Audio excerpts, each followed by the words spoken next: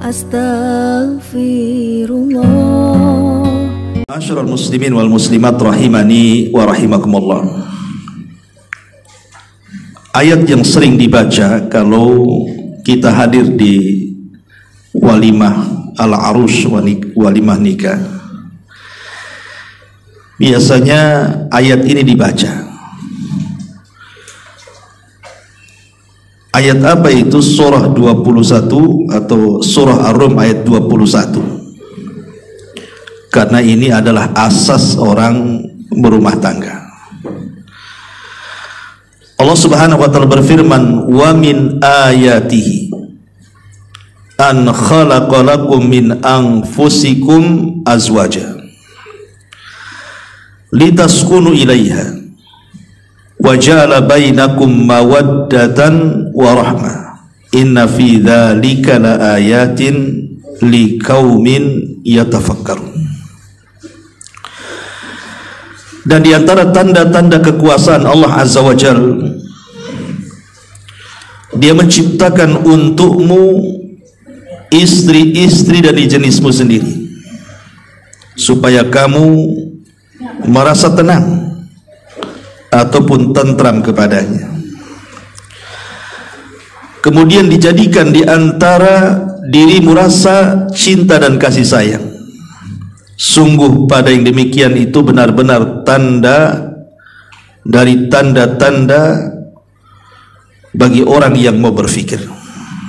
Surah Rum ayat 21. Di dalam ayat ini Allah Subhanahu wa taala menyebut 3 kata. Yang pertama as-sakan, yang kedua al-mawaddah, dan yang ketiga ar-rahmah. Ini 3 perkara inilah yang melandasi setiap rumah tangga kalau ingin bahagia. Yang pertama as-sakan. Sakan itu artinya ketenangan, dan ketenangan itu tempatnya di hati. Rumah tangga kalau sudah tidak ada ketenangan tidak akan bahagia. Syarat rumah tangga senang itu adalah tenang hatinya. Kalau tenang hatinya, suami pun akan senang sama istrinya. Begitu juga sebaliknya. Coba kalau hatinya tidak tenang, hatinya stres, kadang-kadang rumah luas saja orang tidak suka tinggal di situ. Tapi kalau hati senang, walaupun rumahnya anggaplah reot sempit, namanya tenang hatinya, ya tetap aja tinggal di situ. Dengan bahagianya dia tinggal di situ. Lah ketenangan ini itu bersumber dari 2 kata setelahnya, al-mawaddah dan ar-rahmah. Pertama al-mawaddah artinya cinta, ar-rahmah itu artinya kasih sayang. Cinta itu tidak bisa dilihat karena itu amalan hati, tapi bisa dilihat dari rahmat. Jadi kalau suami ibu cinta itu, lihat apakah dia ada rahmat atau tidak. Karena rahmat itu berkenaan dengan akhlak. Karena orang tidak bisa dikatakan cinta kalau tidak ada rahmat. Banyak suami itu sebenarnya senang sama istrinya, tapi tingkah lakunya zalim. Kan ada tuh. Suami senang sama istrinya itu, cinta, tapi kelakuannya suka menzalimi, entah dengan kata-katanya, kelakuannya, dan begitu seterusnya. Tapi dia cinta. Lah dalam bahasa Quran, walaupun dia cinta, itu bukan cinta, karena tidak ada rahmat di sini. Karena rahmat itulah yang menunjukkan tanda cinta. Cinta itu dalam hati, Bu. Kalau ibu ngomong sama suami, kamu itu cinta nggak sih sama saya? Suami tinggal ngomong cinta lah kan itu. Belum tentu itu kan ngomong aja cinta. Karena cinta itu dalam hati, tidak bisa diucapkan dengan lisan. Hanya bisa dilihat dari perbuatan. Apa perbuatannya? Rahmat tadi. Perbuatannya, akhlaknya itu, sayangnya suami kepada istri itu. Ada juga yang mengatakan bahwa cinta ini karena melihat sudut pandang yang lain, sebagaimana rahmat juga melihat sudut pandang yang lainnya. Dan kalau seandainya salah satu dari keduanya hilang, maka minimalnya rahmat jangan sampai hilang. Cinta bisa hilang dengan lamanya waktu berumah tangga, itu bisa hilang tuh. Entah karena banyak masalah, entah karena mungkin dulunya ibu cantik sekarang kurang cantiknya gitu ya. Dulunya lembut sekarang hilang lembutnya, dulunya muda sekarang sudah tinggal rentanya gitu ya. Itu lama-lama bisa hilang tuh cinta tuh. Tapi kasih sayang tidak boleh hilang. Karena kasih sayang itu dilihat dari sudut pandang kelemahan. Jadi suami melihat kelemahan istri atau istri melihat kelemahan suami. Umpamanya suami melihat kelemahan istri, mungkin dia sedang sakit, mungkin dia sudah tua, sudah tidak cantik, sudah ini dan itu. Walaupun cintanya hilang, tapi karena kasihanlah. Kenapa nggak cari lagi? Kasihan. Itu bahasa kasihan itu yang menjadikan rumah tangga tetap langgeng itu. Tapi kalau sudah ada kasihan, nah itulah alamat tuh. Apalagi sudah tidak ada cinta, kasihan tak ada pula, ada masalah rumah tangga tuh. Ya. Itulah bahasa sakan mawaddah dan rahmat yang disebutkan oleh ahli tafsir. Baik, kita masuk pada pembahasan. Sebenarnya hak seorang suami kepada istri itu landasannya cuma satu ayat saja. Apa itu? Surah An-Nisa ayat 19. Allah Subhanahu wa taala mengatakan wa ashiruhunna bil ma'ruf. Pergaulilah istri-istri kalian dengan cara yang baik. Kalau paham ayat ini, berarti pahamlah seorang suami menjadi suami. Bahwa kita disuruh oleh Allah Subhanahu wa taala untuk menggauli mereka dengan cara yang baik. Makanya Nabi SAW ketika khutbatul wada, bayangkan khutbah wada, khutbah perpisahan itu, artinya setelah itu Rasul meninggal. Tentu pesan-pesan sebelum meninggal itu kan tidak sembarang pesan, pasti akan pesan-pesan terbaik yang disampaikan kepada umatnya, karena setelah itu Rasul tidak akan hidup lagi. Lah salah satu pesan yang dipesankan pada khutbah Hajjatil Wada itu adalah istausu bin nisa'i khaira. Istausu, wasiatkan kalian, jaga istri-istri kalian dengan baik. Itu nasihat dan pesan Nabi SAW. Saya akan sebutkan beberapa poin yang berkaitan dengan kalimat wa ashiruhunna bil ma'ruf, dan ini bagian daripada hak suami kepada istri. Baru nanti kita cerita tentang dosa-dosa suami. Termasuk minal mu'ashirina bil ma'ruf, termasuk dari seorang suami itu mempergauli istri dengan baik. Yang pertama adalah al-kalamu at-tayyibatu. Berusaha seorang suami itu kalau bicara santun. Kita saja kalau ngomong sama orang, sebelum bicara sudah senyum, kemudian ketika bicara ditata pula rapi bicaranya, kemudian memperhatikan perasaan orang, apakah kalau saya bicara tersinggung atau tidak, kemudian juga betul-betul bahasanya itu halus lembut, tidak melengking gitu ya, tidak melotot dan lain sebagainya. Itu orang yang diajak bicara senang tuh. Itu kepada orang lain kan itu. Apalagi kepada istri, ya tentu lebih senang lagi lah istri diperlakukan seperti itu. Karena hari-hari mereka sudah stres gitu ya, udah capek masak, capek ngepel, capek ngurus anak, udah capek. Kita buat capek pula dengan kata-kata kita. Kan itu namanya kuadrat capeknya Bu ya. Capek badan, capek pikiran. Bahasa ibu-ibu kalau badan bisa tidur selesai Ustaz, tapi kalau pikiran capek ditidurkan pun tak tidur-tidur katanya. Kan itu ya. Dan itu yang pertama. Dan ucapan yang baik ini kan sedekah. Kata Nabi SAW, al-kalimatut thayyibatu sadaqatun. Kalimat yang baik ini adalah sedekah. Kemudian yang kedua, an yajlisa ma'aha aktsar min ghairihi.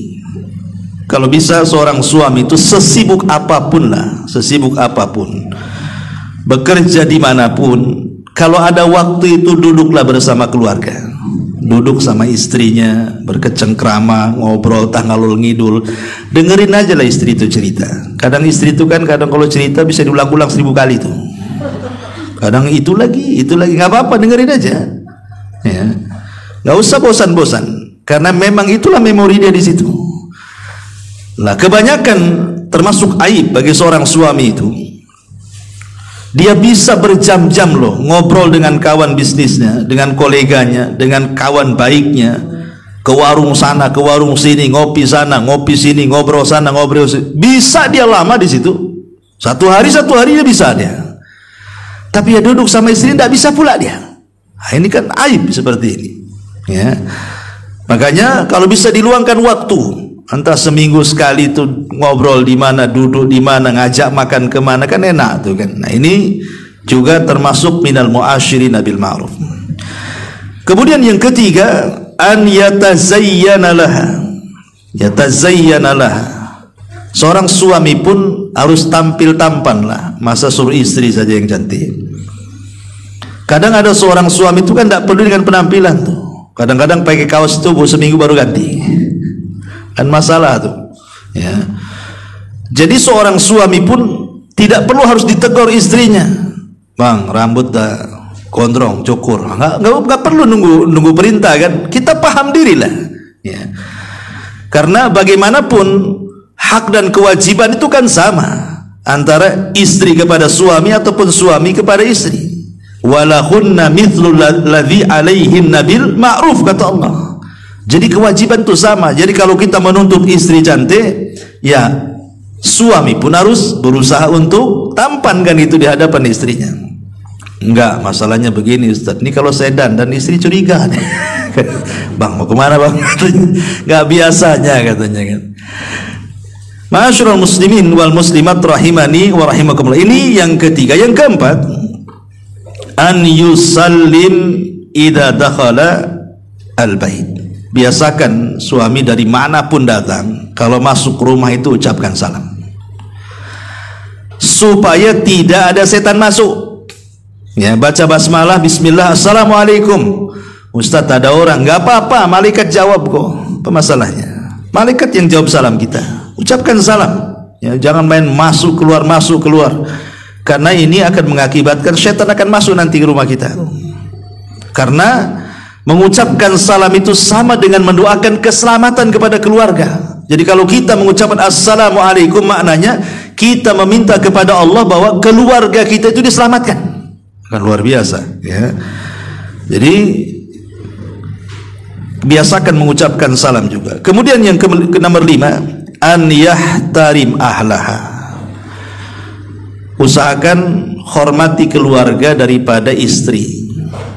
Tapi kalau sudah lama, biasanya yang sudah berakal, sudah lama menikah, sudah berumur, biasanya bisalah menghargai dan menghormati keluarga pasangan itu. Biasanya pengantin baru nih, biasanya anak-anak muda yang semangatnya masih tinggi, emosinya masih meluap-luap, itu kadang-kadang begitu.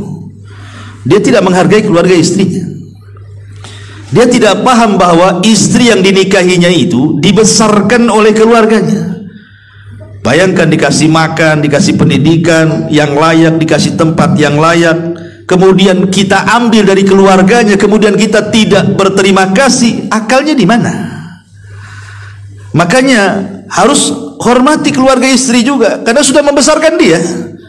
Sudah besar kita ambil pula kan gitu ya. Tiba-tiba kita tidak menghargai dia. Aduh, memang ini, ya. Jadi hormati keluarga istri juga. Kemudian juga yang keenam, ay an yar'aha idza maridat. Dan kalau seandainya istri itu mungkin lagi sakit, lagi tidak enak badan, rawat gitu ya, dirawat. Utsman bin Affan radhiyallahu anhu, kenapa dia tidak ikut perang Badar? Utsman bin Affan itu kan tidak ikut perang Badar, padahal perang Badar itu perang penentu tuh, kekalahan dan kemenangan tuh. Sampai pahala orang yang perang Badar itu, kata Rasulullah, i'malu ma syi'tum faqad ghafarallahu lakum. Lakukan sesuka kalian, kata Rasul. Maksudnya bagi orang-orang yang ikut perang Badar, karena Allah sudah mengampuni dosa-dosa kalian.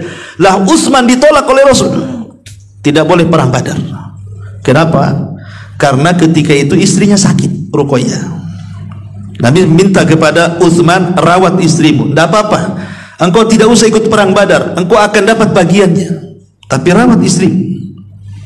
Makanya ketika terjadi perang Badar, kemudian pulang, Rasul mendapatkan kemenangan. Memang Allah takdirkan Ruqayyah tidak lama hidupnya. Utsman sudah berusaha merawatnya, tetapi juga usianya tidak lama. Akhirnya kemudian meninggal dunia sepulangnya Rasul dari perang Badar. Syahidnya adalah Rasul memerintahkan Utsman untuk merawat istrinya, kan? Maka ini juga sebuah minal mu'asyirin bil ma'ruf, di mana seorang suami berbuat baik kepada istri itu salah satunya adalah merawat istri saat kondisi lemah, kondisi sakit, ya, sebagaimana Utsman bin Affan radhiyallahu anhu. Ini yang nomor 6. Yang nomor 7, an yusa'idaha fi hali muskilatiha, menolong mereka di waktu-waktu mereka sedang mengalami kesulitan. Terkadang ada waktu-waktu istri kan lagi sulit, Pak, ya, seumpamanya lagi hamil, ya kan, itu kan sulit tuh, jalan susah, tidur susah, kan, itu masih juga dibebani, kau nyapu, kau ngepel, kau masak, nanti keguguran baru tahu, ya.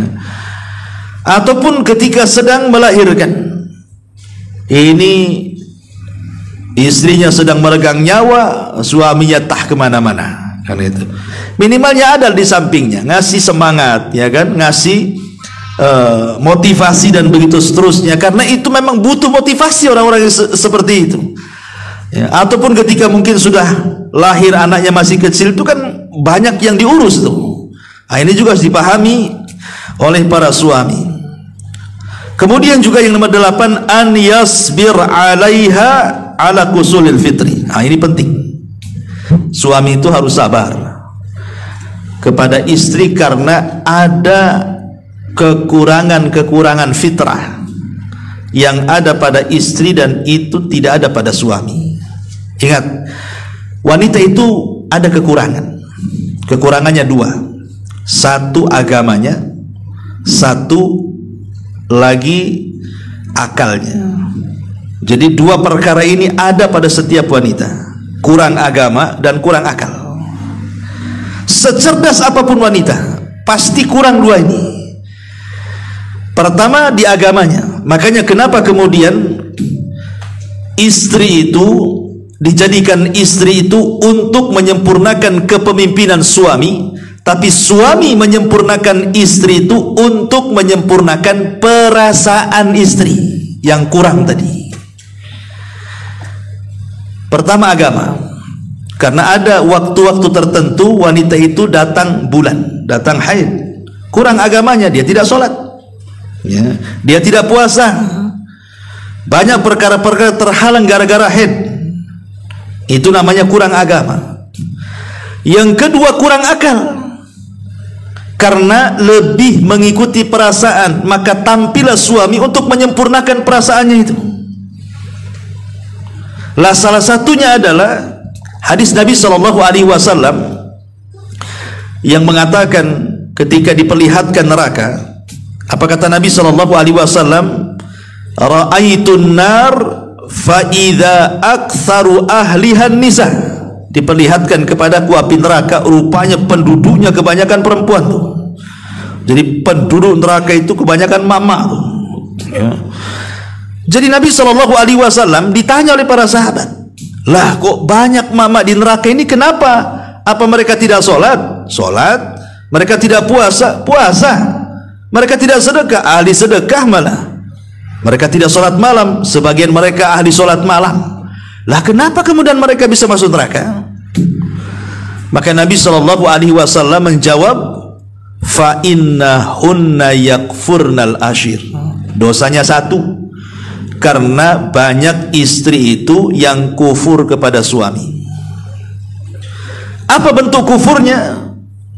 Apabila seorang suami itu sudah berbuat baik walaupun sepanjang hayatnya, dia berbuat baik sama istrinya, tidak pernah berbuat jahat. Tiba-tiba satulah suami itu melakukan kejahatan, maka yang dipikir yang satu kejahatannya, yang seumur hidup kebaikan itu lupa itu di kepalanya, dan dia katakan, engkau belum pernah berbuat baik sedikit pun. Itulah istri ya, Bu ya. Coba bayangkan, suami sudah kerja capek, udah kasih rumah, kasih nafkah, kasih sayang, sekali berbuat salah, apa kata istri? Memang gak ada perhatian abang ini. Lah, anak 10 gak diperhatiin. Di sekolah kena tinggi-tinggi, dia bilang gak ada perhatian. Itulah kekurangannya lah. Karena suami tahu ini kekurangan istri, harus sabar. Harus sabar. Kalau tidak sabar jadi bukan hanya perang Ukraina Rusia saja, bisa masuk ke rumah tuh ya. Jadi harus melihat, oh istri itu punya sisi-sisi kurang, fitrahnya itu kurang di situ. Jadi kalau dia ngomong begitu, biarkan saja. Memang itu sisi kekurangannya di situ. Nggak usah ditanggapi kalau istri, abang ini gak ada perhatian, kurang sayang, kurang ini, biarin saja. Masuk telinga kanan, kalau bisa jangan masuk keluar dari telinga kiri, pentalkan lagi. Pentalkan aja. Dan itu memang kekurangan dia di situ. Ya, makanya harus sabar di sini ya. Makanya ini yang ke-8, an yasbir 'alaiha, sabar menghadapi istri karena ada kusurul fitri, ada kekurangan fitrah wanita itu. Ya, ini juga yang ke-8. Kemudian yang ke-9, an yaj'alaha tashkuru bil aman. Ini juga tidak kalah pentingnya. Hendaklah seorang suami itu harus menjadi orang yang bisa memberikan keamanan kepada pasangannya. Jadi suami itu harus memberikan keamanan kepada pasangannya. Karena banyak orang yang berumah tangga itu istri dalam tekanan, istri itu dalam ketakutan, karena sedikit-sedikit suami mengancam dia, ku ceraikan kamu, aku kawin lagi, awas kamu, keluar kamu, macam-macam kan. Kalau ada masalah sedikit itu aja yang keluar tuh, kupukul kamu, macam-macam. Itu bukan seorang suami. Suami itu harus memberikan keamanan ya. Bagaimana istri itu merasa aman di rumahnya dengan adanya kita. Karena siapa lagi yang diharapkan istri dalam rumah itu? Dia hanya bersandar kepada kita. Dia merasa hilang takutnya itu karena ada kita. Lu kita pula nakut-nakuti dia. Cemana pula ini jadi jangan sampai menakut-nakuti istri dengan cara seperti itu. Karena banyak sekali masalah sedikit itu pula ancamannya. Awas ya kamu ya, macam-macam. Ini juga yang nomor ke-9. Yang nomor 10, an yamna min maksiatillah wa yusibi taqwa. Tetap seorang suami ini kewajiban penting juga, cegah istri itu jangan sampai maksiat. Ini enggak, suami malah ikut-ikut maksiat pula sama istri. Istri baru pulang dari tetangga, kemudian cerita ghibah di tetangga, suami pula ngompori, itu si Anu ikut nggak tuh katanya. Ngomong apa dia? Kok makin asik rasanya? Ceritakanlah kan itu. Ini kan kurang ajar namanya. Harusnya dilarang, nggak boleh. Kalau kau ke situ masih juga ghibah, nggak usah ke situ. Harusnya begitu tegas suami itu. Kemudian juga berwasiat dengan takwa. Berwasiat dengan takwa artinya perbaiki istri itu karena dia adalah wasilah menuju surga. Siapa lagi coba yang bisa dekat dengan kita kecuali istri kita? Tidak ada orang lain. Kalau kita sakit pun, orang temenlah sebaik-baik teman sama kita tuh. Kalau kita sakit, berapalah dia berziarah sama kita tuh, mengunjungi kita itu, nemeni kita. Nggak ada yang nemeni, paling istri juga nggak ada lagi ya. Kemudian juga yang nomor 11, an yuhsinadh-dhann ilaiha, berusaha untuk berhusnudzan, tidak boleh buruk sangka kepada istri. Karena ada seorang suami itu mungkin saking cemburunya kepada istri, Itu kadang-kadang macam-macam tuh. Ya, kadang-kadang ya kayak malaikat raqib atid juga tuh. Jadi perhatikan istrinya kemana pergi, sama siapa, ngapain. Ya kita tidak meragukan ada istri yang kurang ajar, ada banyak kan itu. Nggak di sini, di sana kan itu. Jadi ada istri-istri yang memang sengaja mereka selingkuh itu karena juga gaya hidup. Mungkin dia karena bekerja di luar, kemudian nengok laki-laki lain kok lebih hebat dibandingkan suaminya, akhirnya mulai dari ketertarikan, dan itu khianat, tidak boleh. Ya. Kita tidak syak lagi ada wanita-wanita seperti itu. Tetapi hukum asal seorang suami pun harus berhusnudzon kepada istrinya. Pemanya istrinya mau keluar, bang, saya izin mau ke tetangga, ya nggak masalah, silahkan kan itu. Kita berhusnudzon saja. Jangan kemudian suudzon. Kemudian juga yang nomor 12, an yahfad haibataha amaman nas. Seorang suami juga harus paham istri itu punya wibawa, jaga wibawanya. Terkadang ada seorang suami itu yang tidak pernah menjaga wibawa istrinya, marah di depan orang. Ini kan lagi makan di warung makan, tiba-tiba emosi sedikit, marah pula ditumpahkan di situ. Loh, manusia melihat dia. Nah, sekarang zaman medsos, akhirnya ada yang moto kan itu ya, viral jadinya tuh. Nah, ini kan masalah ini. Jadi tetap berusaha untuk menjaga haibah. Haibah itu maksudnya kemuliaan seorang istri, baik di depan anak, di depan keluarga, di depan manusia. Tetap kalau marah itu jangan kemudian menjatuhkan karakternya. Ada sisi-sisi haibah yang harus dijaga oleh seorang suami. Kemudian juga yang nomor 13, an yu'amal atau an yu'amila alla yu'amila kal amati awil khadimati. Jangan sampai seorang suami itu memperlakukan istri seperti budak ataupun seperti pembantu. Dia istri kita, ya, bukan pembantu kita, bukan pula dia budak kita. Dia istri kita. Dia pakaian kita sebagaimana kita juga pakaian dia. Jadi jangan kemudian membebankan sesuatu yang dia tidak sanggup dibebankan, kita bebankan pula sama dia. Pamannya, ini rumah bocor kok nggak naik tuh, bener atap tuh. Gimana ceritanya? Istri suruh naik ke atap, suruh pasang itu spandai itu, atau nempel yang bocor, itu kan bukan tugasnya istri. Ya, itu tidak mampu lah. Itu tugasnya laki-laki. Jadi ada tugas-tugas yang tidak bisa dilakukan istri, jangan pula kemudian dibebankan sama dia. Karena dia bukan pembantu, bukan tukang, bukan apa-apa kan itu. Kemudian juga yang nomor 14, an-nafaqatul wajibah. Nah, ini yang jelas ya. Tetap memberikan nafkah, dan nafkah itu ada 4 perkara. Pertama makan, kemudian makan minum, ya, kemudian juga tempat tinggal, kemudian pakaian dan obat-obatan. Ini namanya nafkah wajib. Ya, ngasih makan, ngasih minum wajib, ngasih pakaian wajib, ngasih tempat tinggal wajib, dan ngasih obat-obatan kalau dia sakit, bawa ke dokter, belikan apotek, itu semua wajib. Ini nafkah wajib. Tidak boleh bagi seorang suami untuk tidak melakukannya. Dan sekarang terbalik dunia ini. Suaminya di rumah, istrinya suruh keluar negeri, ya kan, suruh jadi pembantu lah, jadi ini apa ini? Nggak punya malu suami yang seperti ini. Karena bukan tugas dia mencari nafkah, tugas kita selaku laki-laki yang mencari nafkah. Aib seorang suami itu, dia tinggal di rumah, istrinya bekerja, nggak ada rujulahnya kata orang Arab itu, kelaki-lakiannya lo nggak ada. Bagusnya kalau suami di rumah, istri yang kerja, bu, kasih daster bu. Ya. Kasih daster, kasih jilbab, pakai bang. Kok ini bukan laki-laki gitu ya, kok ini perempuan ya. Ini juga yang nomor 14. Yang nomor 15, an yusakkinaha bil baitil laik. Hendaklah seorang suami pun harus memberikan tempat yang layak ya. Tidak harus rumah sendiri gitu ya. Ya minimal sewalah. Tapi yang layak gitu. Jangan asal-asalan. Jangan kemudian kita sewa kebun, beli tenda di situ. Itu mau kemah namanya. Yang layak kasih tempat tinggal itu. Yang layak, bukan yang tidak layak. Ini juga termasuk muasyarah bil ma'ruf. Kemudian yang nomor berapa ini? Nomor 16. An yudhahikaha. Hendaklah juga seorang suami itu harus pandai mencandai, tertawa. Loh, kita bisa tertawa di depan kawan-kawan. kadang-kadang terbahak-bahak, kadang 1 kilo kedengaran ketawa kita ini.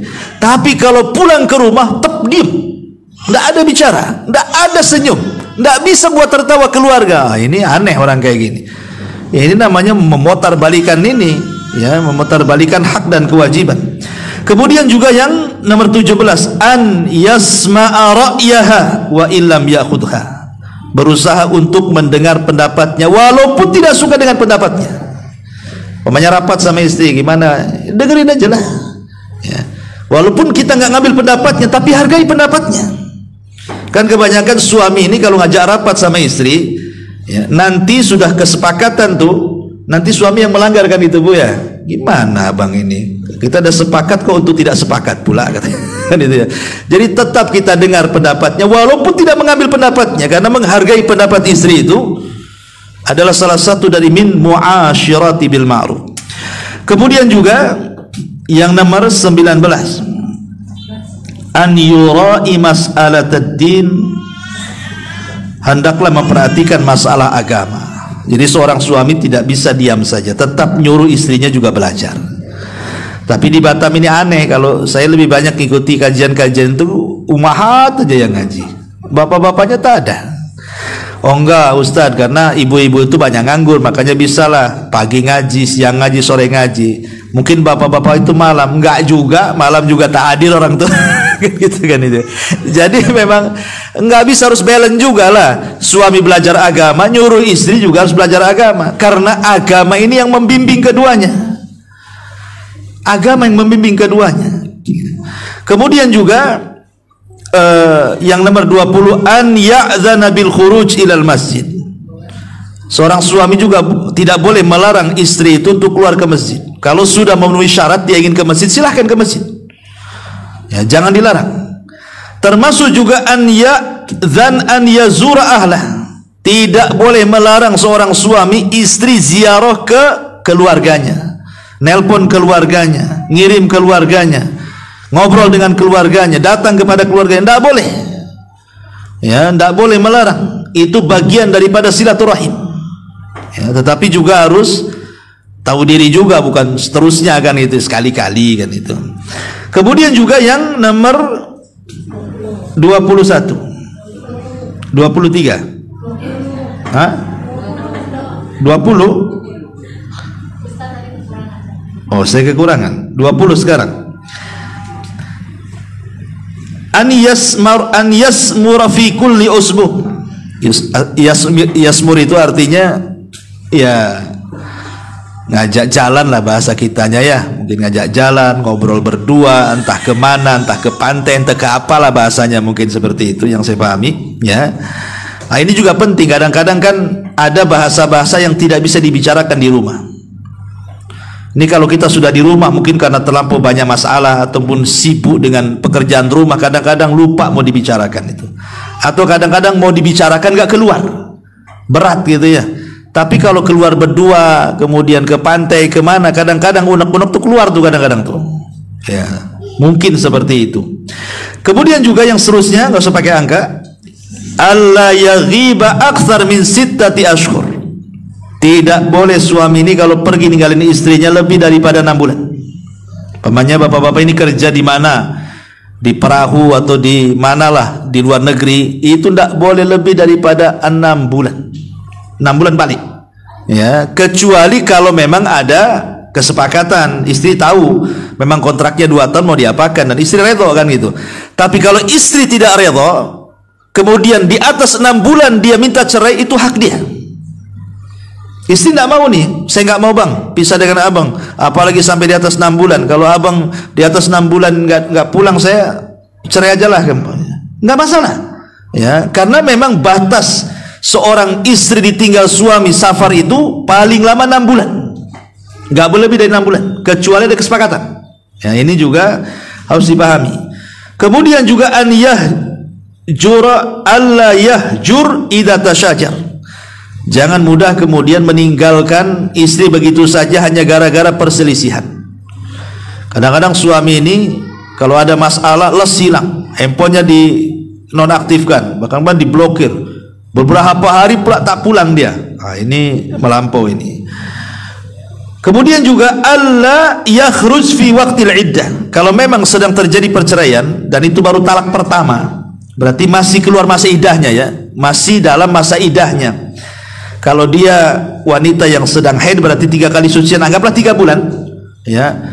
Tidak boleh kemudian seorang suami keluar ataupun mengeluarkan istri dari rumah, karena hakikatnya wanita yang masih di masa iddah itu masih istri kita, masih istri tergantung namanya. Apakah kita mau rujuk ataukah mau pisah, tapi kan posisi dia masih istri, nggak boleh kita keluar ataupun mengeluarkan dia. Nah, ini juga salah satu adab yang dipahami. Termasuk juga kalaupun terjadi perceraian dan punya anak, tetap tanggung jawab suami itu walaupun sudah mantan, maka dia tidak terputus dengan kewajiban berikan nafkah kepada anaknya. Harus sampai dia besar. Itu kewajiban bapaknya, bukan kewajiban maknya. Walaupun maknya nikah lagi, walaupun suaminya nikah lagi, tetap yang namanya anak-anak, nafkah wajib diberikan kepada dia. Dan begitu seterusnya. Inilah diantara adab-adabnya ya. Nah, kita masuk pada poin yang kedua. Apa saja dosa-dosa para suami ini? Ya termasuk saya kan itu ya. Termasuk antum semuanya atau yang mendengarkan kajian ini, tolong perhatikan. Ini dosa-dosa kita nih bapak-bapak nih. Ma'asyiral muslimin wal muslimat rahimani wa rahimakumullah. Yang pertama, tidak memberikan nafkah.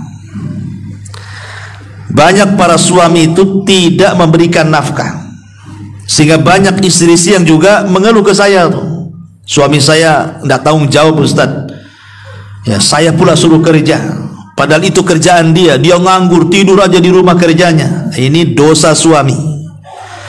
Suami tidak boleh melakukan hal ini, aib bagi anda. Berikan nafkah, makan, minum, pakaian, tempat tinggal dan obat-obatan. Itu kewajiban kita bapak-bapak. Kalau tidak berdosa. Berdosa. Kafa bil mar'i ithman an yudhayyi biman yakut, kata Rasul. Cukuplah orang itu dikatakan berdosa ketika dia melantarkan orang yang wajib untuk diberikan nafkah. Ini yang pertama. Kemudian yang kedua, seorang suami berani mengambil harta istri. Karena ada itu, suami itu istrinya kerja, suami tak kerja. Dia minta pula uang sama istrinya. Mana hasilnya? Atau mungkin dengan cara khilah lah umpamanya, memang tidak kasar mintanya, tidak keras, tetapi dia berdusta. Bisa nggak ya pinjam dulu deh, inilah itu gemulai supaya dapat kan? Nggak boleh. Karena harta istri solid milik dia, tidak ada hak kita di situ. Tapi kalau harta kita ada bagian istri. Tapi kalau harta istri tidak ada bagian kita, kecuali kalau dia berbuat baik sama kita ngasih. Kalau dia tidak mau ngasih, jangan dipaksa. Kalau kita maksa itu namanya maling. Ya. Maka tidak boleh kemudian seseorang suami mengambil kekayaan atau harta istri yang memang dia dapat dari jerih payahnya, baik dengan cara zalim, dengan cara dusta, dengan cara paksa. Naudzubillah. Ya, ini dosa juga nih, tidak boleh. Kemudian juga yang nomor 3, memaksa istri untuk tinggal di rumah orang tuanya.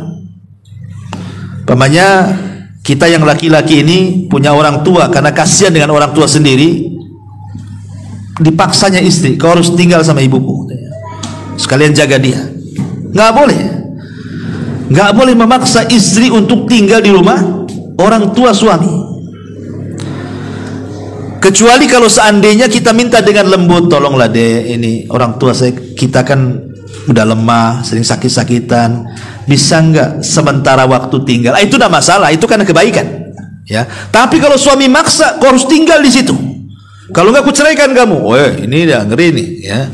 Ini bukan kewajiban, karena kewajiban kita selaku suami itu bukan hanya kepada orang tua, tapi juga ada kewajiban kepada istri memberikan tempat tinggal, memberikan kekuasaan di situ, kamarnya sendiri, dapurnya sendiri, ruang makannya sendiri, dan tidak ada orang yang berusaha untuk menyaingi di situ. Sebab kalau tinggal dengan orang tua itu banyak masalah biasanya. Maka ini sebuah kesalahan suami memaksa istrinya tinggal di rumah orang tuanya. Ingat, istri itu kalaupun bantu orang tua itu karena dia berbuat baik kepada kita suami, bukan kewajiban dia. Karena dia ingin berbuat baik kepada kita, makanya dia baik pada orang tua kita. Jadi itu hanya tabarruk saja, sifatnya berbuat baik saja.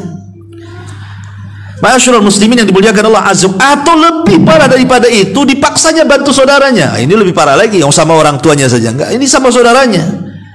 Dipaksa supaya umpamanya mencucikan pakaian saudaranya, merawat rumah saudaranya, enggak ada kewajiban. Ya, enggak boleh seorang suami kemudian meminta kepada istri untuk membantu keluarganya, enggak ada kewajiban sama sekali. Kalaupun memang mau bantu, ya hanya berbuat baik saja. Ya. Kemudian juga kesalahan berikutnya adalah mudah menceraikan istri tanpa sebab. Entah karena sudah ada perempuan lain, atau entah karena masalah apa gitu kan, udah nggak suka dengan istri langsung main cerai-cerai gitu. Maka tidak boleh seseorang itu kemudian seorang suami asal menceraikan istri tanpa sebab atau menakut-nakuti untuk diceraikan tanpa sebab. Kalau ada sebab nggak apa-apa. Seperti Rasul itu kan menakut-nakuti menceraikan istri karena sebab. Contoh umpamanya, Nabi ini kan sudah berusaha nih ngasih nafkah sama istri-istrinya, tapi ada sebagian istri yang kurang terima, akhirnya demo sama Nabi, minta tambahan belanja. Nabi sudah berusaha kan begitu. Bayangkan istri Nabi aja minta tambahan belanja lah Pak. Ya, saya kira ibu-ibu lebih parah lagi kan itu ya. Ya.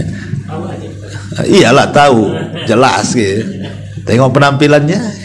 Intinya bahwa kalau ada sebab ya tidak apa-apa. Rasul marah kan akhirnya turun ayat kan, kalau mereka in kuntunna turidnal hayatad dunya, menginginkan kehidupan dunia, kasih, habis itu ceraikan dengan cara yang baik. Tapi kalau mereka memilih Allah dan Rasulnya, maka tetaplah bersama mereka. Di sini Nabi SAW menakut-nakutikan istrinya untuk diceraikan gitu. Tapi kan ada sebab. Tapi kalau tidak ada sebab tidak boleh. Ya.